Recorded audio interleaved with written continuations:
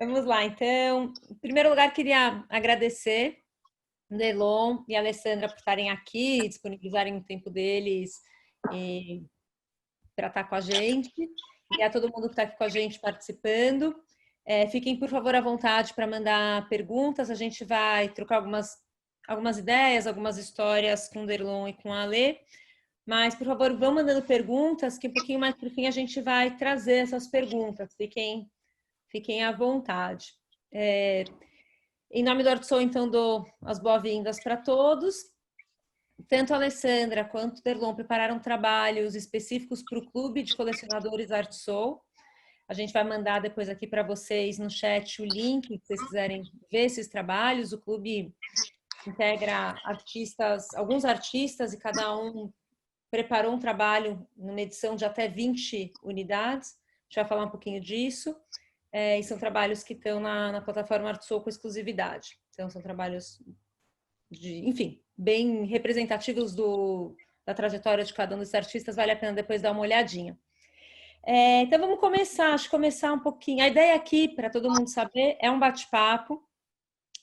Contar um pouquinho, explicar um pouquinho do trabalho de cada um deles, mas é uma conversa. Então, peço desculpas antecipadas para diversar um pouquinho, mas a gente é essa.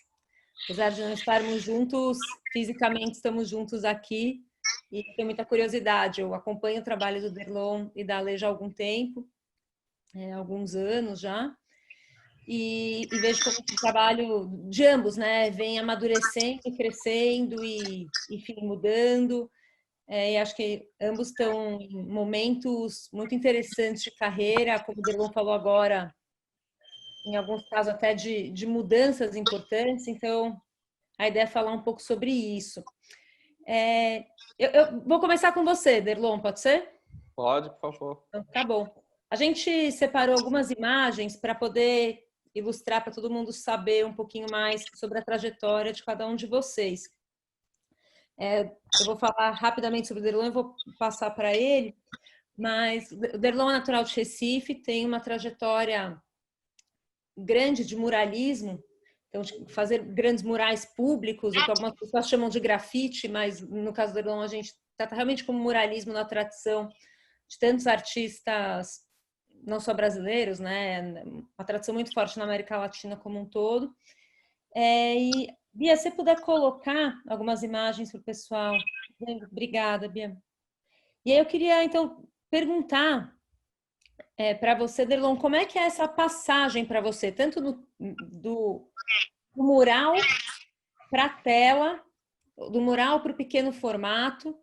Como é que isso se deu para você? Em que momento da sua vida e como é que é isso? Porque você ainda faz, né, esse caminho de um lado para o outro. Ainda vem fazendo esse caminho de um lado para o outro. Lógico, no início da carreira, assim como muitos artistas, a gente não tem muita pretensão. E principalmente quem está fazendo intervenções na rua, está fazendo porque curte, porque tem essa paixão pelo que faz mesmo.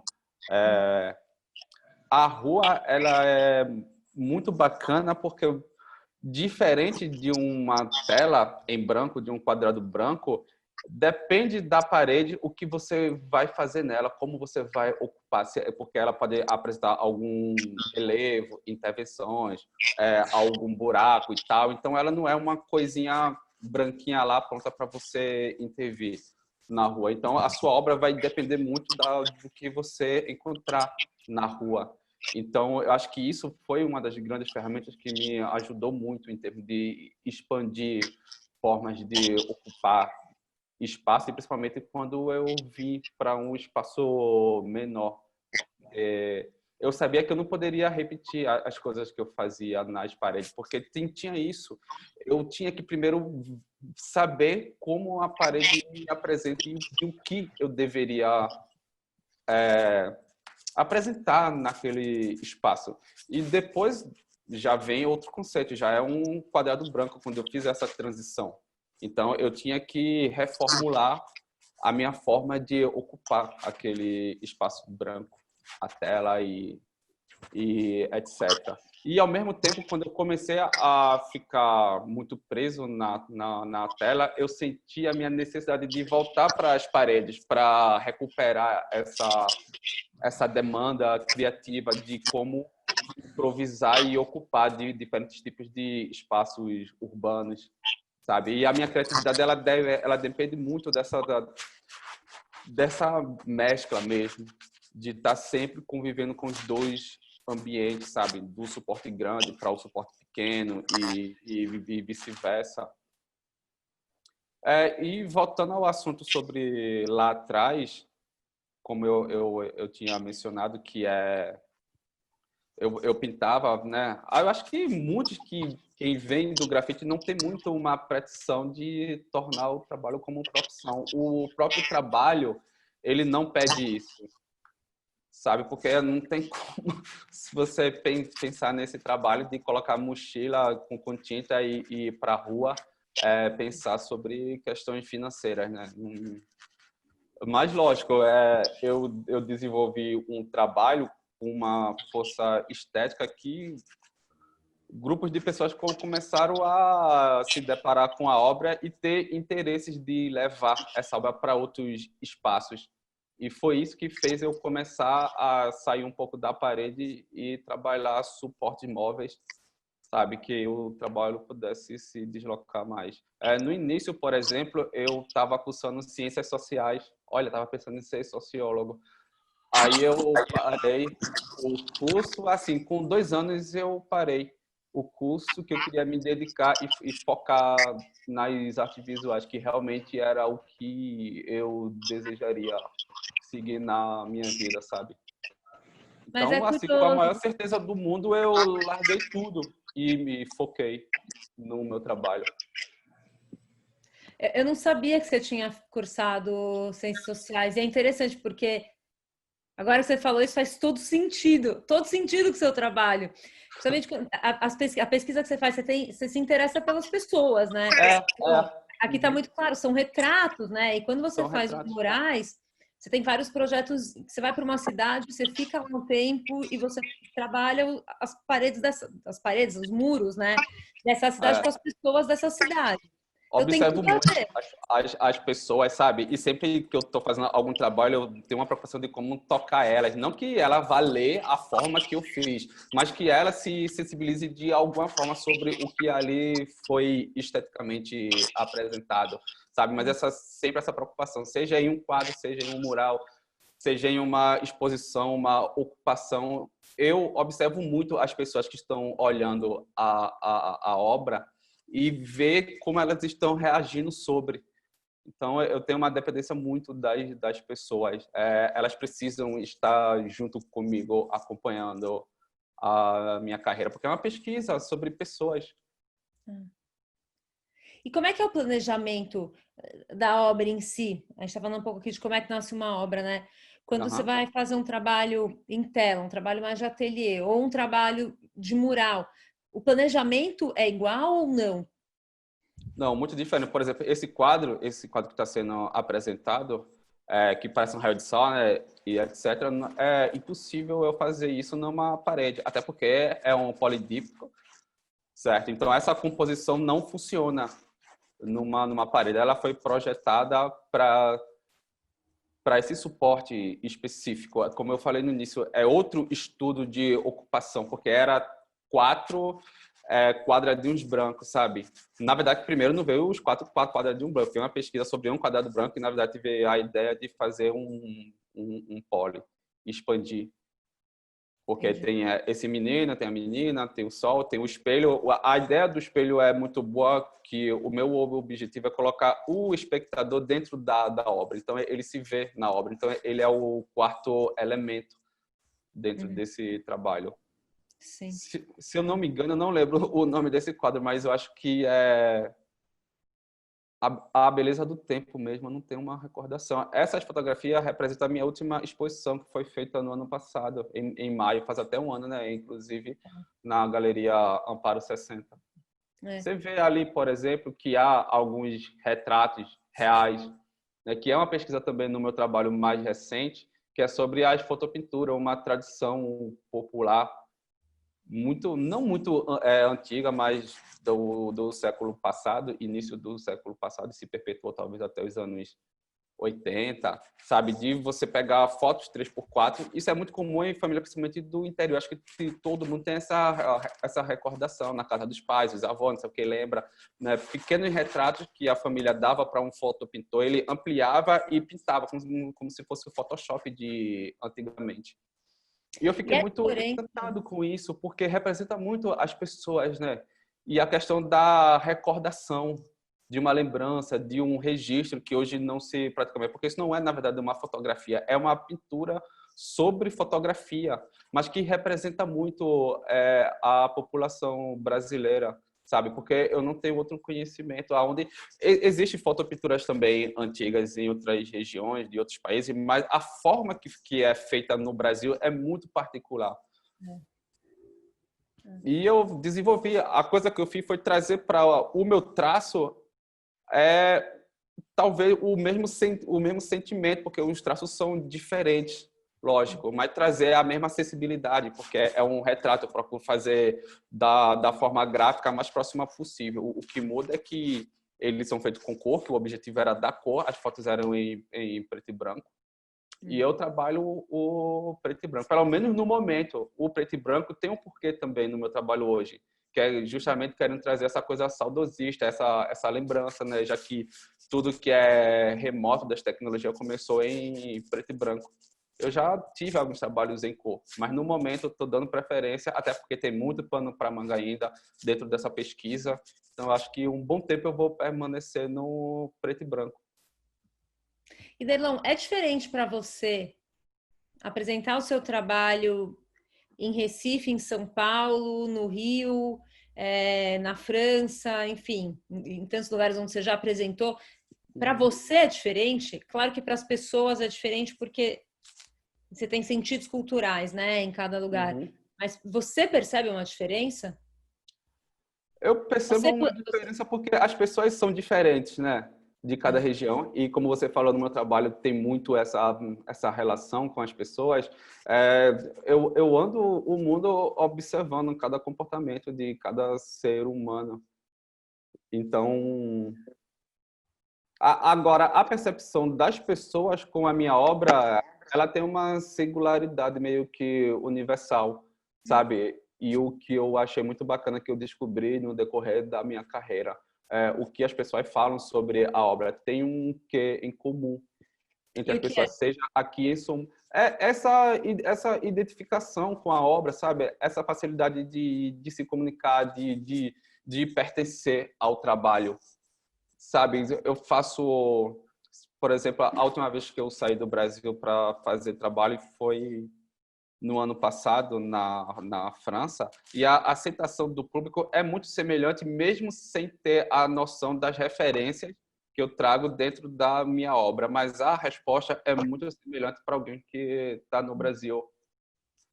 E aí a gente percebe, por exemplo, tem uma aparência meio regionalista, mas ela é tão universal, a linguagem, a facilidade das pessoas se identificar com a obra, porque essa pose que, por exemplo, que a gente está mostrando agora, essa pose do retrato, sabe, são comportamentos assim muito universais.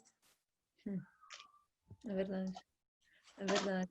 Ale, esse daqui é na Fiesp, né, Derlon? Esse que está mostrando agora.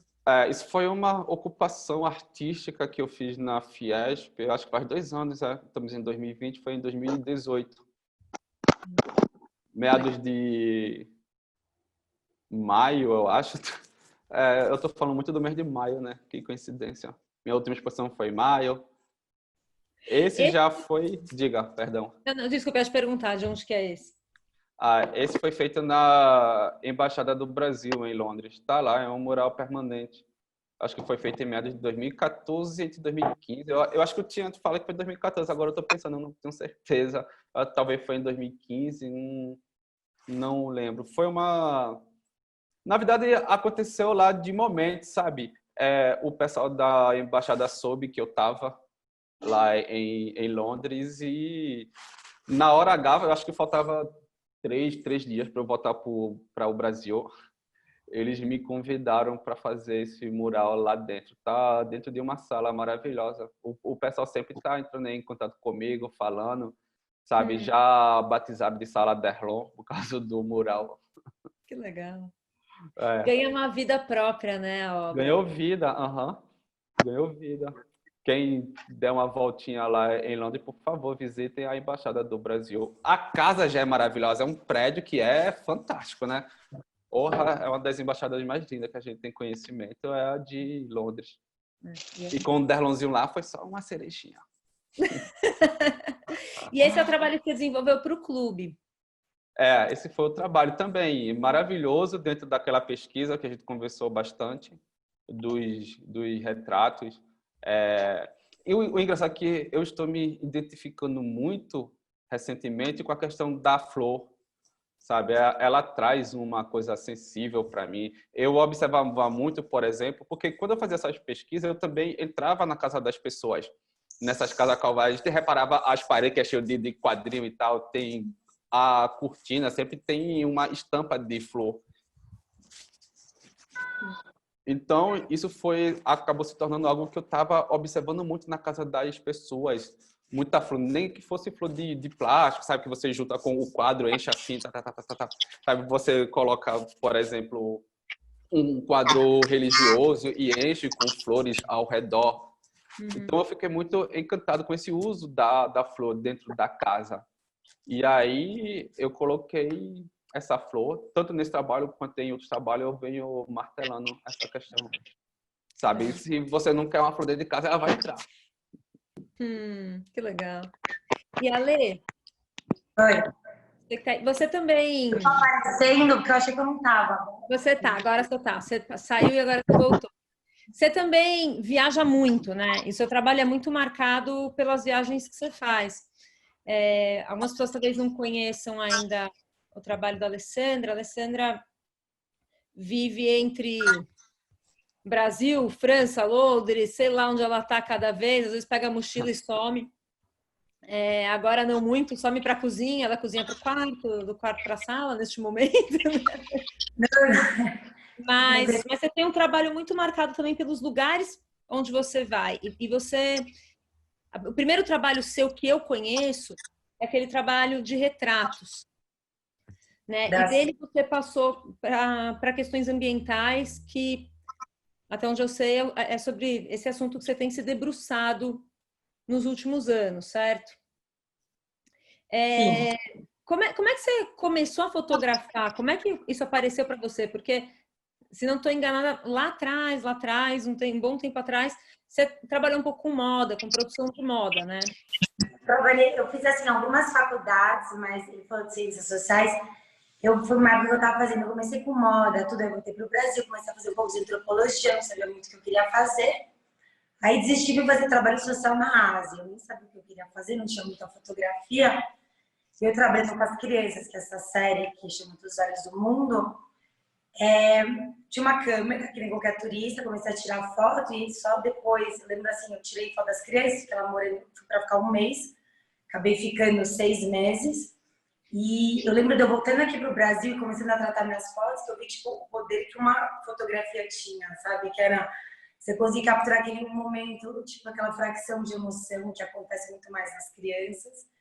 E eu me apaixonei por fotografia. E aí também quando que veio essa ideia assim, dessa relação da natureza, o quanto estava morando numa ilha onde a gente não tinha nada, que as crianças daqui de São Paulo, que eu acabo convivendo mais, tinham.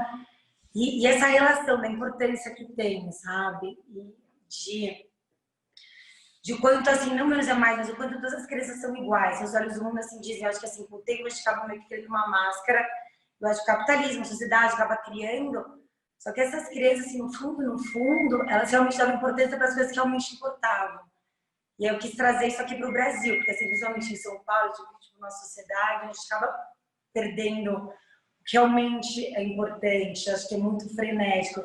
E elas davam valor para as coisas que realmente tinham valor. Então, eu tentei trazer para cá a fotografia como uma ferramenta para mostrar para as pessoas o quanto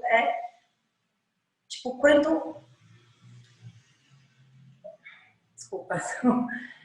Tipo, o quanto a gente tá, assim, não perdido, mas o quanto as pessoas conseguem ser felizes com menos, viver em comunidade, o quanto a natureza é mais importante na vida da pessoa, o quanto você viver em comunidade é mais importante do que todo esse negócio que a gente acaba criando aqui em São Paulo, que é mais tipo, sociedade, dinheiro, o quanto isso no fundo não traz felicidade. Então foi onde começou a minha ideia de fotografar e trazer das minhas viagens essas comunidades pequenas que a gente nem sabe que existem e as pessoas não conseguiam ver porque as pessoas viajam, trazer para cá isso, mostrar na fotografia, tipo, a importância das coisas pequenas que existem.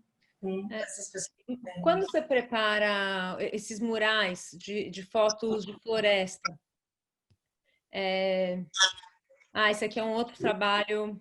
Vamos lá, eu quero fazer uma pergunta para você sobre os trabalhos de floresta e a gente volta aqui nesses daqui. Quando você trabalha com esses painéis, às vezes enormes, de floresta, como que é? Tem uma questão de técnica, né? Vocês vão ver aí no vídeo, a Alessandra recorta folha por folha e ela recoloca na imagem. De onde vem isso? Eu sei que algumas vezes você mistura florestas de um lugar com folhagem de outra. Como é que é isso para você? Como é que você cria esses painéis? Eles não são simplesmente imagens que você recorta e cola, né? Eles são imagens criadas também, né? Eu acho que assim, a ideia é ressaltar a complexidade que a natureza tem. Então, assim, o começo meio que foi assim, dentro da tecnologia que existe, como que eu posso tentar criar uma coisa mais parecida com a natureza, que a gente possa trazer para dentro de casa. É óbvio que não é a mesma coisa, mas de algum jeito tentar mostrar para as pessoas a importância de você ter algum tipo de verde dentro da tua casa. Então, assim, eu acho que existem muitas coisas, as pessoas veem imagens de florestamento. Então, assim, a ideia da minha arte é conseguir aproximar o espectador com a complexidade que exige. Então, acho que, assim, a gente tende a proteger o que a gente ama. Então, assim, eu passo cortando folha, cada folhinha tem, tipo, um DNA diferente, tem tudo. E, assim, de algum jeito, quando eu ressalto essas folhas, faz as pessoas ficam muito perto. E eu acho que, sei lá, de algum jeito acaba tendo uma conexão. Porque se a gente parar para ver que a natureza é tão única. E às vezes a gente passa meio despercebido no mundo frenético que a gente vive, a gente não para prestar atenção nesses pequenos detalhes. Então, eu acho que eu sempre tento mostrar ressaltar os pequenos detalhes, a beleza, a complexidade da natureza. Eu acho que esse recorte, eu acho que faz as pessoas verem mais, como se estivesse como. Eu tenho uma impressão, e aí você me diz se a minha impressão está correta, que na hora que você como artista, né, tá fazendo esses recortes, você também presta atenção em coisas que poderiam passar despercebidas. Na hora que você foca em fazer aquele corte naquela uma folha, na verdade, às vezes são milhares, né? Em geral, num painel desse, você tem milhares de folhinhas. Eu imagino que deve ter um encantamento seu também, com cada recorte que você está fazendo, assim, gente, eu nunca prestaria atenção nisso, na coisa, né, da árvore da floresta e da folha na árvore, como cada uma é realmente única. Mas é a mesma coisa, o meu trabalho é exatamente isso. Eu acho que assim, eu aprendi tanto com todos os trabalhos que eu faço, as crianças foram mais ou menos isso. Você pode falar sobre as crianças, mas quando você tira um portrait, tipo, um retrato de cada criança é uma expressão, é uma vontade, tipo, é uma história. Eu acho que as folhas são mais ou menos iguais, assim, não tem como você generalizar uma coisa que é tão linda e tão complexa. Eu acho que, para mim, o que aconteceu é exatamente isso. Eu falei, a gente arranca uma folha, a gente mata uma árvore, mas quando eu vejo de perto, cada folha que eu recorto é tão única, mas você fica prestar mais atenção das mesmas coisas que a criança. Eu lembro que eu comecei a tirar foto das crianças, comecei a tratar, as crianças me olhavam e parecia, eu me sentia meio julgada, sabe? De algum jeito, me fez ser uma pessoa melhor. Não sei explicar, mas assim, a minha ideia no meu trabalho é trazer exatamente isso. Assim, é muito fácil falar sobre florestamento e tudo, mas presta atenção em cada árvore, em cada criança, em cada coisa que está acontecendo, como se fosse uma história. É bem poderoso, então eu tento retratar dentro da minha arte. A história de cada folha, a história de cada olhar da criança, a história dos troncos, de tudo. É poderoso mesmo, é super, não é à toa que tem tanta gente apaixonada, né, por esse trabalho. E Ale, como você tem agora trabalhado com a questão dos corais, né? Bia, se puder achar os corais. Vamos ficar aqui um pouquinho. A gente já, bom, tá nos corais. É a mesma lógica para você? Como é a questão dos corais? Por que você está se debruçando sobre isso agora? Eu acho que assim, os corais, acho que assim, a natureza é a mesma coisa. Para mim, é criar essa ligação do espectador com a arte. Foi que nem eu falei antes, assim, veja eu mostrar as fotos do florestamento, coisas assim, todas as notícias. Você liga a TV, as pessoas vão mostrar isso. Eu prefiro achar um meio de comunicar com as pessoas, que assim, fazendo as pessoas se apegarem a isso. Os corais, eu acho que pelo fato que tá assim, que é mais inacessível, as pessoas não prestam muita atenção. Então, tipo, o que está acontecendo com os corais agora, o que está acontecendo com as árvores, o mundo está em choque. Assim, de algum jeito, eu não preciso mostrar mais tipo, os corais mortos, mas eu mostro assim, o coral, uma coisa que poucas pessoas tiveram acesso, ouviram realmente. Quando você olha, você fala, meu Deus, a gente tem que tomar conta disso, porque é uma coisa tão única. Então, acho que você me passar a informação do jeito muito mais que acaba fazendo as pessoas, a maioria das pessoas quererem entender mais, como a linguagem universal, e mostrando imagens lindas e falando, gente, a gente está meio que perdendo isso, sabe? Então, e o negócio que ele é preto e branco, os meus corais, essa febre dos corais estão dentro de um bleaching, todos os corais estão pegando essa febre devido ao aquecimento global, o mar ficando mais, tipo, a acidificação, e eles estão morrendo. Então, assim, você mostrando uma coisa bonita, as pessoas perguntam, mas por que está preto e branco? E aí eu consigo explicar, passar minha história para essas pessoas. É um tipo de uma coisa que chama a atenção de mais pessoas. É mais fácil você passar uma informação com uma coisa que faz as pessoas se apegarem, quererem prestar atenção, do que com uma notícia não ruim, mas com uma foto. Então, isso parece meio isso. Tentar passar essa informação que a gente precisa prestar atenção neles, que são super importantes. Ninguém está falando muito sobre eles, do mesmo jeito que deveriam estar falando. O preto e branco tem uma dramaticidade, né? Essa febre que os corais estão tendo agora, chama bleaching. Todos os corais, a gente perdeu agora, sei lá, 40% do Great Barrier Reef, que é esse coral na Austrália, que é um dos maiores, é o maior, por causa disso. E estão morrendo. Assim, a floresta, ela consegue se regenerar muito mais fácil que os corais. Os corais, eles demoram pelo menos uns 40 anos para a gente conseguir voltar ao normal. E eles são, tipo, 3/4 dos peixes, dos bichos que moram no mar, eles dependem dos corais. Então, se os corais acabando, é uma coisa muito mais séria do que só, assim, 1 bilhão de pessoas dependem de pescaria. Você tem... E não tem ninguém muito falando sobre isso. Então, acho que, assim, fotografia, você conseguir uma comunidade, você conseguir debaixo do mar e conseguir trazer em imagens para as pessoas conseguirem realmente se identificar com isso, mais do que palavras. Acho que, assim, uma imagem vale mais do que 1000 palavras, que é a ideia da fotografia. Entendi. E, Ale, para você... É diferente preparar um trabalho, enfim, preparar um trabalho que você sabe que vai para a casa de alguém, ou um trabalho que vai ser para uma exposição, como você teve no Centro Cultural dos Correios, por exemplo, ou a exposição que você estava preparando para Nova York. O processo para você é diferente ou não? Tem trabalhos diferentes. Acho que, assim, numa exposição eu tento sempre tentar fazer uma coisa mais conceitual. Eu acho que, assim, um trabalho que vai na casa das pessoas, você pode juntar os dois. Acho que fazer uma coisa não comercial, mas uma coisa que tem que fazer as pessoas gostarem. Talvez nos trabalhos que eu quero fazer no museu, eu prefiro até, às vezes, chocar as pessoas. Isso é uma coisa bem-vinda, eu gosto de mexer mais. O trabalho que vai para a casa das pessoas tem que ser uma coisa, assim, a maioria das vezes, as pessoas que procuram os meus painéis, elas estão querendo um jardim vertical dentro de casa, que é uma coisa mais, não agradável, mas, assim, sim, é um pouco mais comercial. Tem um pouco, eu sempre tento misturar os dois. Eu acho que a arte tem que ser acessível, eu acho que a arte é uma linguagem universal, eu acho que isso é uma coisa que todo mundo consegue se relacionar, independente. Cada pessoa vai se relacionar de um jeito diferente, dependendo do jeito tipo, que elas passaram ou que elas viveram.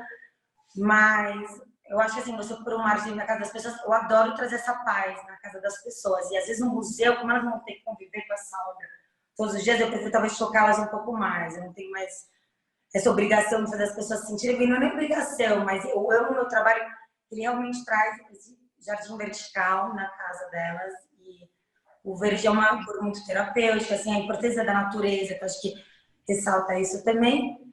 E na exposição no museu você não precisa muito fazer isso, eu não vou ficar lá todos os dias olhando para a Entendi. mesma obra, é mais. Entendi. Legal. Eu acho que vocês dois, como artistas, têm uma resposta muito positiva, né? do público. E é curioso, porque... E, aliás, se alguém quiser mandar pergunta, já está liberado.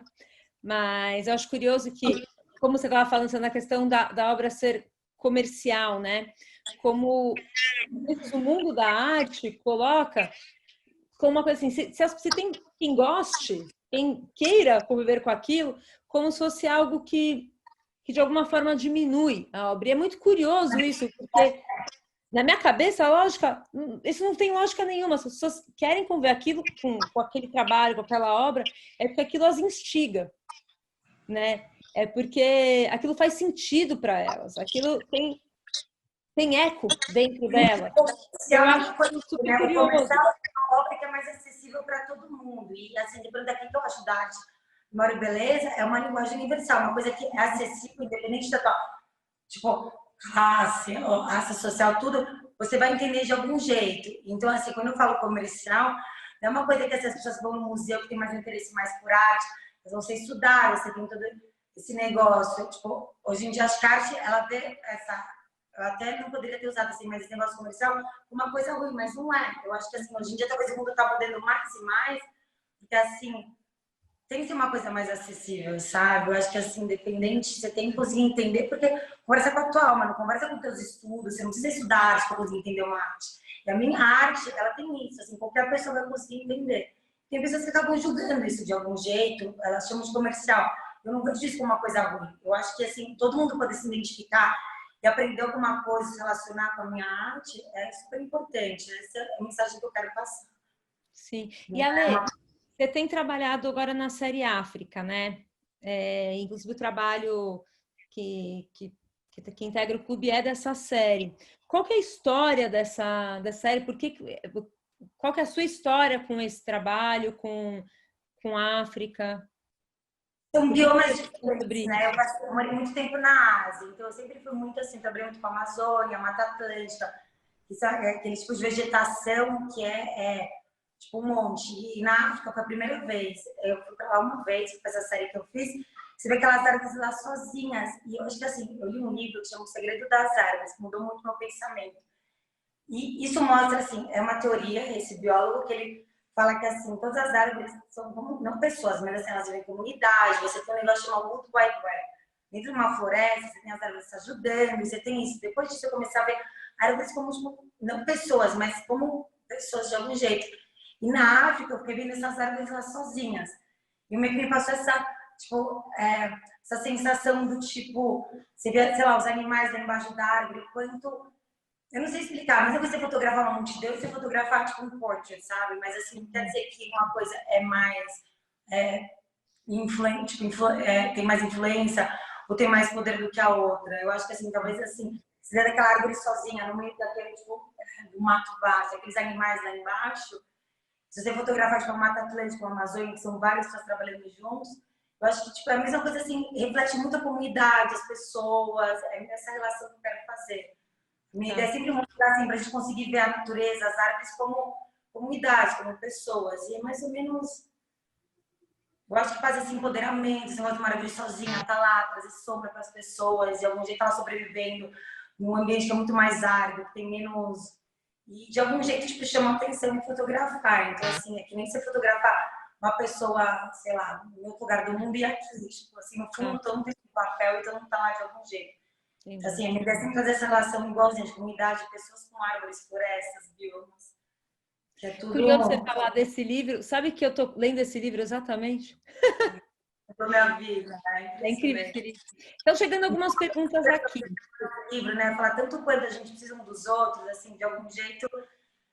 Por que uma floresta é tão poderosa? É uma coisa assim, a gente fala, os humanos, assim, eu acho que, tipo, as florestas nunca vão acabar, porque elas, tipo, elas se empoderam, elas são juntas, elas têm comunidade, elas sabem que são uma dos outros. O ser humano, a gente acaba tendo mais um pouco, tipo, essa ambição, esse um pouco de egoísmo, e eu acho que, assim, de algum jeito, se alguma coisa for não destruir mais, nosso maior problema é isso, a gente acha que a gente não precisa dos outros, e as árvores, a gente tem muito que aprender com elas, com as florestas. Eu tenho que sempre mostrar isso nos trabalhos. Legal. Obrigada por compartilhar com a gente. Eu vou trazer algumas perguntas que chegaram. Loli de Mercier pergunta para vocês, como vocês chegam na síntese do trabalho deles, do trabalho de vocês, e a metodologia. A Carla também faz uma pergunta paralela, pergunta agora para o Derlon, mas acho que até vale para os dois, falar um pouquinho sobre a rotina de trabalho e principalmente agora em casa, nesse período. Então, eu vou começar com o Derlon, então só relembrando a questão da metodologia, como é que você chega na síntese do seu trabalho, Derlon, e falar um pouquinho dessa rotina, como é que você está fazendo agora que você não está indo para o ateliê no horário certinho, voltando no horário certinho, e eu vou depois fazer uma pergunta equivalente para a Ale. Olha, no meu trabalho, eu acho que eu penso mais do que executo. A execução acaba se tornando a parte mais fácil.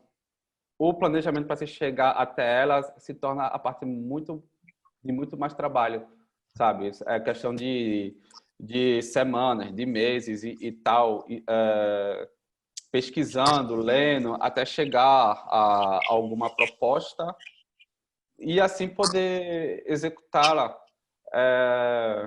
Esse trabalho, por exemplo, que a gente comentou muito hoje sobre essa série de retratos e etc., isso é uma pesquisa, eu acho que eu comecei há mais ou menos uns 11 anos atrás, desde a primeira referência que eu tive, e que aquilo fez levar a outra coisa, e fui aperfeiçoando esse projeto. Até fiz uma residência artística no interior do Ceará, que foi muito bom, a qual eu pude conviver com as pessoas, estar na casa delas e aprender o próprio dia a dia, para que a obra não se tornasse algo superficial, sabe? Voltei com uma bagagem riquíssima culturalmente e, por exemplo, esse trabalho eu apenas fazia pequenas pinceladas de exposições, e só no ano passado que eu fiz uma apresentação completa, um projeto a qual ela se tornou protagonista. Esses retratos, Derlon, você parte de uma fotografia das pessoas, você parte de desenho, ou eles não são pessoas, não é uma pessoa, é algo que Não é uma pessoa cresce em você. Não é uma pessoa específica que eu faço só quando alguém pede, né? Tem gente que aqui até faz essa solicitação, sabe? Eu falo, meu trabalho ele é muito minimalista, então não tem como, né, ser você. Não vai parecer com você no final. Não vai. E trabalhar em casa, agora que você estava contando no começo, nem todo mundo estava aí, que você estava no ateliê trabalhando telas enormes, telas de 3 metros por 2. Isso. Como é que é mudar essa dimensão? É parecido com a rua ou é mais parecido com o trabalho de ateliê? Olha, a volta para esse suporte bem pequeno lembrou muito, eu até estava conversando com a minha esposa, que me lembrou muito o início da minha carreira, quando eu fiz essa transição das paredes para pequenos suportes. Lógico que eu comecei em suporte pequeno, aí você vai criando o domínio e vai expandindo o trabalho. Pô, eu vou começar num branquinho pequenininho assim, né? Aí eu vou aprendendo a ocupar o espaço, aí a gente vai aumentando,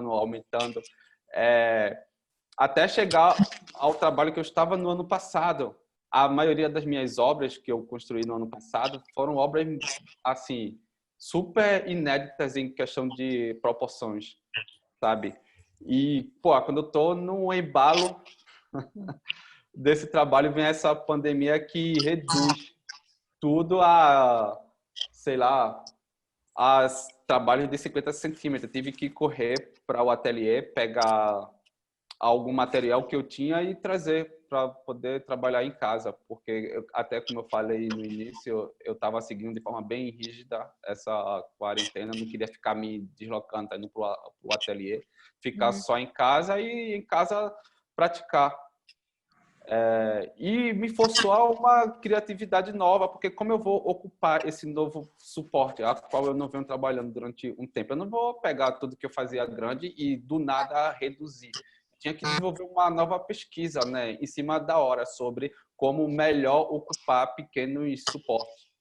E aí as ideias veio florindo até chegar. Eu fiz série de folhas sabe? Até com a lembrança sobre lá fora, já que eu tô tão aqui dentro, sabe? Lembrando da própria a natureza, flores, sabe? Coisas que eu queria ver se eu tivesse lá fora. E como, lógico, ocupar essa ideia. Comecei a trabalhar novas experiências com colagens, coisas que eu tinha pincelado de 2 anos para cá dentro do meu trabalho. Eu pude explorar muito, como eu só tinha papel em casa, então comecei a picotar papéis e trazer essa nova técnica para o meu trabalho. Está sendo muito bom isso. E também técnicas do início da minha carreira, como eu estava falando, quando eu comecei a pintar os suportes pequenos, no início dessa minha transição.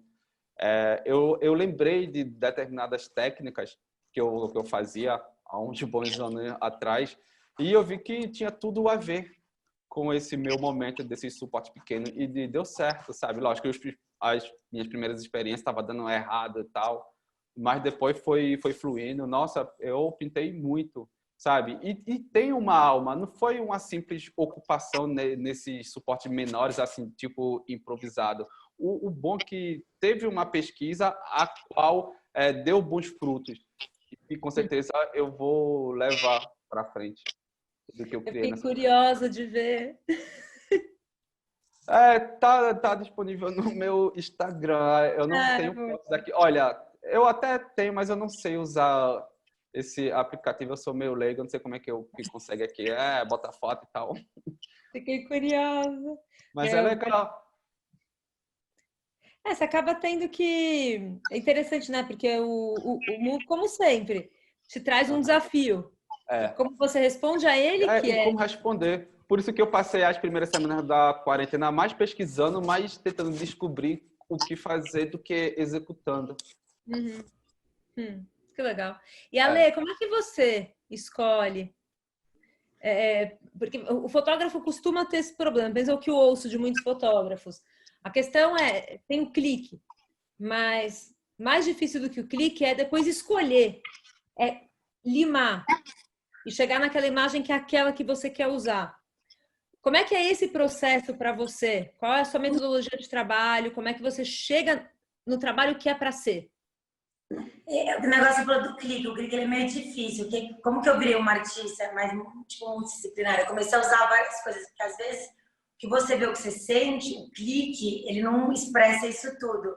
Então, assim, dentro do recorde, dentro de colagens, eu consegui talvez expressar o que eu estava sentindo. E eu acho que assim, o clique, às vezes é o que eu falo, as melhores imagens que eu tenho na minha cabeça, eu não estava muito com a câmera. Mas assim, de algum jeito, assim, com colagem, a verdade é. Eu sempre, assim, nunca fui muito fã do computador. E eu lembro que eu tinha uma imagem ali, uma imagem aqui, que eu queria fazer uma colagem para passar informação que eu não tinha visto. E aí, depois de anos ainda nesse Photoshop, eu tentava, não muito certo, eu falei, quer saber, vou imprimir tudo e ia cortar. Então, acho que, assim, de algum jeito eu consegui usar todos esses meios multimídias de arte, tipo colagem, trazer fotos diferentes, textos, vídeos também, para conseguir passar essa ideia que eu tinha na minha cabeça, porque às vezes é muito frustrante, porque você vê a cena e a foto ela não diz, ela não, tipo, o que você realmente viu. Eu acho que foi isso que me trouxe, que fez eu querer expandir um pouco mais a ferramenta que no começo foi a câmera, para todos esses meios de arte, que são instalações, são vídeos, são áudios e fotografia. Então foi meio mais, foi isso, foi isso que Sim. E eu acho que assim, a câmera para mim, ela é maravilhosa porque assim, você consegue trazer, só que eu acho que assim, de algum jeito, você tá tirando foto, a primeira vez que eu me apaixonei por fotografia, você tá muito mais atento ao que tá acontecendo. Então assim, eu sou uma pessoa meio imperativa, eu nunca tava tão presente. Acho que você tá com a câmera na tua mão, você acaba tipo, tendo muito mais presente, né? Que é todo o segredo de... Hoje em dia você fala de mindfulness, eu acho que tipo, a câmera te traz isso.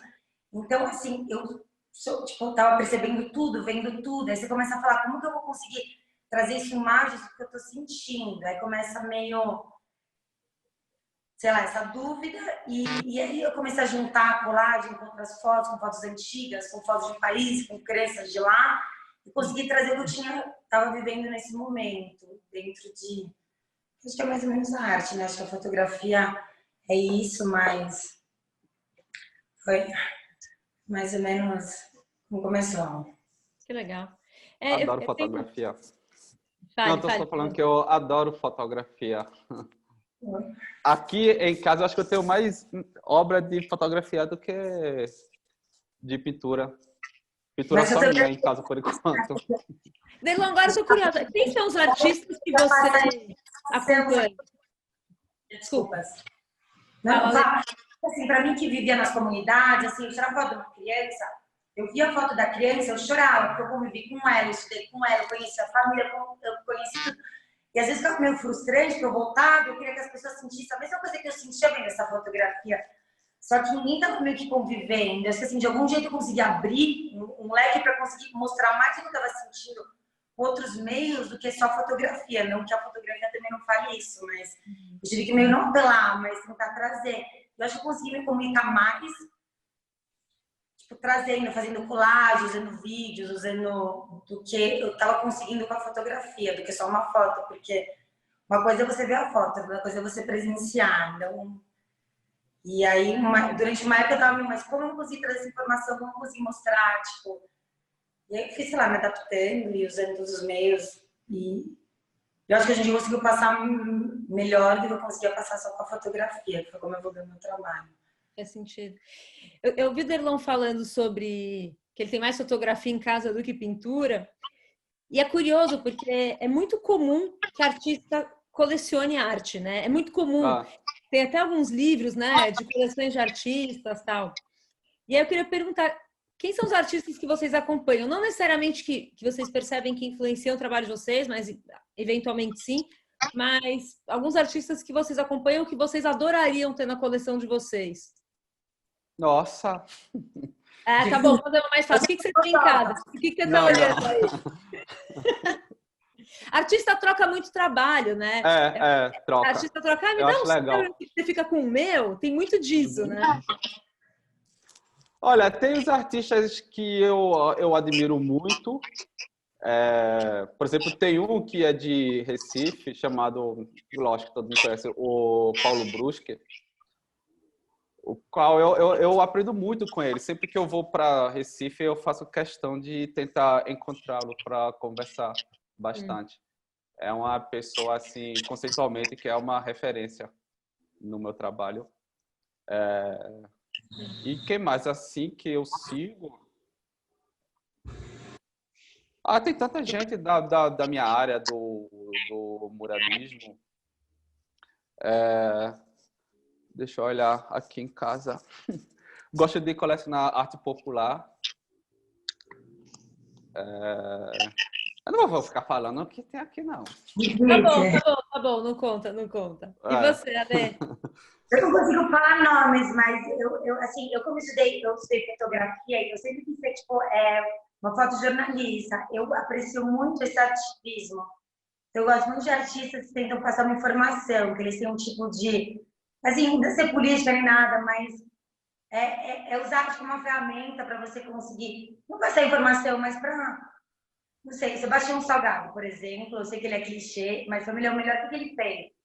Ele tirou fotos de todas essas dos minérios, tipo, tudo, só que a foto era tão linda, assim, ele conseguiu criar muito mais awareness, esqueci a palavra em português, para coisas que as pessoas estavam fazendo despercebido, entendeu? Então é meio você usar a arte como uma forma de você tentar passar informação, levantar, pôr o teu ponto. Então, não sei, falando assim desses artistas grandes, Weiwei, você tem, por exemplo, o Giacometti, que ele faz as esculturas na época da Segunda Guerra Mundial, que eu acho super interessante, que começou a fazer aquelas esculturas dos homens super magros.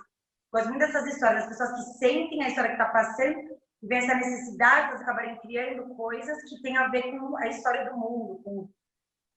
Então, para mim, todos esses artistas que têm esse quê de ativista, para mim, são as pessoas que eu me inspiro super. Esse artivism. Que tem, hoje em dia, todos têm, né, de algum jeito. É que tem coisas que acabam conversando mais com você, tem assuntos que falam mais. Sim. Então, sim. E lógico que comigo, o Samico, né, que todo mundo que conhece o meu trabalho sabe muito bem dessa aproximação com o Samico.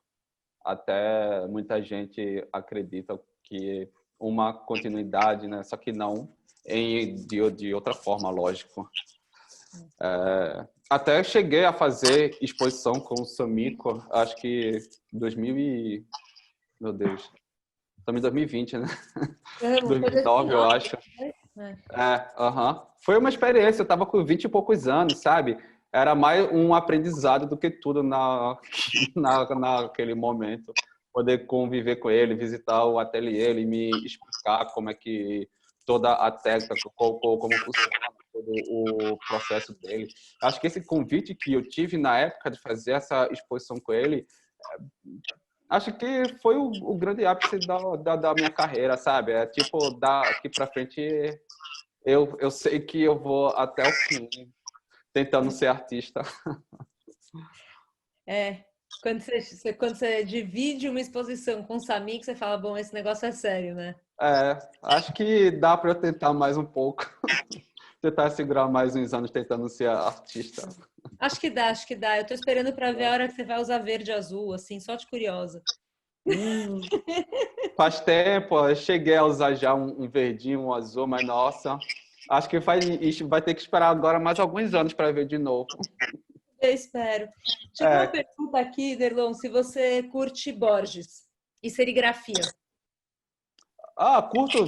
Aliás, eu fui para Recife em fevereiro e fui lá visitar o J. Borges. Nossa, foi uma conversa maravilhosa que o velho fala pra cacete. Você dá um mote e ele solta o vocabulário. Olha, quem não teve essa experiência vale muito. Ele está com quase 80 anos, sabe? É uma pessoa super simpática, conversador, conta várias histórias incríveis sobre a vida dele. Então, porque eu estava preocupado até com a idade dele, né? Então, quando eu fui para Recife agora, uma coisa que estava na minha programação era ir pegar o carro e até ele mora numa cidade do Agreste chamada Bezerros. E fui lá visitar, o ateliê dele já tinha uma galera lá, professores e estudantes, sabe? Fazendo visitação. Trouxe uma porrada de gravuras dele, matrizes e etc. Adoro a simpatia da obra dele, sabe? Aquele humor. No início da minha carreira chamou muito essa atenção da xilogravura nordestina, principalmente, né? A questão do humor e da simpatia que ela traz. Mas você não usa xilo, né? Não uso. Lógico que eu... Sabe, xilografia é uma técnica de gravura em que se faz a matriz em madeira. Você não usa xilo, né? Não uso. Eu só estudei para poder entender o preto e o branco, como funciona. Então, vamos fazer algo empírico para entender e não só tá justamente sobre aquilo que eu falei, para a obra não ficar muito artificial. E aí, assim, praticando, eu pude entender como as coisas funcionam, sabe? Não é uma técnica presente no meu trabalho. Que a ideia foi resgatar essa estética e trazer uma identidade a partir disso. Entendi. Que legal. Muito bem, eu vou abrir aqui, se alguém quiser fazer uma pergunta, senão já a gente vai encerrar. Alê, se você quiser fazer alguma pergunta para o Derlon para a Alessandra. Quero ver mais, tá falando do trabalho, eu tô tentando ver aqui, não... Depois eu vou ver. Não tô achando o vídeo, era para estar passando, né? Trabalho que você está falando, depois eu vou ver, não tô vendo, não consegui ver. Eu imagino, depois vai ser super interessante ver. O trabalho é que eu não estava na página de ver a apresentação. É curioso, porque à primeira vista o trabalho de vocês dois tem poucas relações, mas tem várias aproximações. A questão das plantas que a Ale falou, das folhas, me chamou muito a atenção, devido até esse processo meu de quarentena, na qual eu tive as folhas como referência, a planta, sabe? Aquela fotografia que ela mostrou em preto e branco, de diferentes lugares, de pessoas e etc. Eu, como você tinha falado, Tamar, que veio da sociologia, obviamente me chamou muito a atenção. Vai conversar mais. Eu vou fazer uma última pergunta que as pessoas costumam fazer e às vezes elas têm vergonha de perguntar. Como é que é viver de arte e para a arte? ponto de Quer vista começar? prático. Pode ser como. Hã? Pode começar. Qual foi a pergunta também, perdão? Como Como é que é é viver de viver arte? de arte e para a arte? Como é que é para vocês do ponto de vista prático? Do ponto de vista prático, não poético, não é para viajar na maionese, não, né? Você pode viajar na maionese se quiser. Abençoado, viajar na maionese, mas ponto de vista Como é que você paga os boletos? Com a arte. Eu sinto uma felicidade tão grande, sabia? De poder pagar minhas contas fruto desse trabalho. É uma satisfação enorme. Eu acho que é uma conquista para mim. Eu pago com o maior prazer. Olha, viver de arte era algo que eu não planejava. É realmente fazer o que você ama. E eu sou muito grata por conseguir poder falar que eu sou artista, conseguir pagar minhas contas, fazendo uma coisa que eu amo, que eu acho tão importante, e do meu jeito de fazer uma diferença. E é maravilhoso, porque todo dia é assim, todo dia é uma experiência nova, assim, acho que a arte, ela também sobrevive disso, né, da vivência, então você nunca vai entrar no tédio, e é muito importante você estar sempre vivendo, aprendendo, sofrendo, viajando, conhecendo, que é o que alimenta a tua arte, você está sempre em busca disso, nunca caminha nesse início, meu maior medo, a vida inteira sempre foi tipo uma rotina, esse negócio, então é maravilhoso, mas não é, às vezes é difícil, né, às vezes não... Difícil né? Mas a vida social e as responsabilidades que esse trabalho traz força a gente a estar sempre desenvolvendo uma pesquisa, sempre estando atuante, sabe? Mas eu gosto disso, eu gosto dessa vida de ser artista, gosto de opinar, gosto de falar, gosto de conversar, gosto de ter participação, gosto de ter opinião. Eu acho que você fazer séries novas, você sempre está meio obrigada a sair da tua zona de conforto. Às vezes é mais difícil, mas assim, de algum jeito você está sempre aprendendo, conhecendo coisas novas, às vezes dando com a cara, mas tipo, a partir do momento que você estiver muito confortável, você não cria mais. Então você está sempre procurando uma coisa nova, um aprendizado. E isso faz, sei lá, para mim pelo menos a vida ela pode ser mais difícil, mas ela tem bastante, não mais graça, mas meio isso. Tá sempre, não tem muito tédio. Legal, que legal. É coisa nova. Muito bom. Adorei a conversa. Espero que logo a gente possa estar junto, fazer essa conversa ao vivo. Amei né? muito também. Gostei Demais. muito. A gente vai mandar aqui no chat para todo mundo o link para o Clube Art Soul, vocês poderem entrar, quem está olhando, para conhecer. Recomendo também olhar sites dos artistas, Instagram dos dois, tem muita coisa lá. Eu não tinha visto as flores, eu olhei aqui rapidamente, Derlon. Gostei. Ela tá numa canequinha. Eu pensei no café da manhã, você acordar, sabe? E vir tomar um café de flores. E queria super agradecer e dizer que quem tiver vontade de entrar em contato com eles, pode mandar mensagem para a gente na Art Soul, a gente coloca em contato. Quem tiver curiosidade sobre o trabalho, sobre o clube, entra no site que vocês vão encontrar também bastante coisa.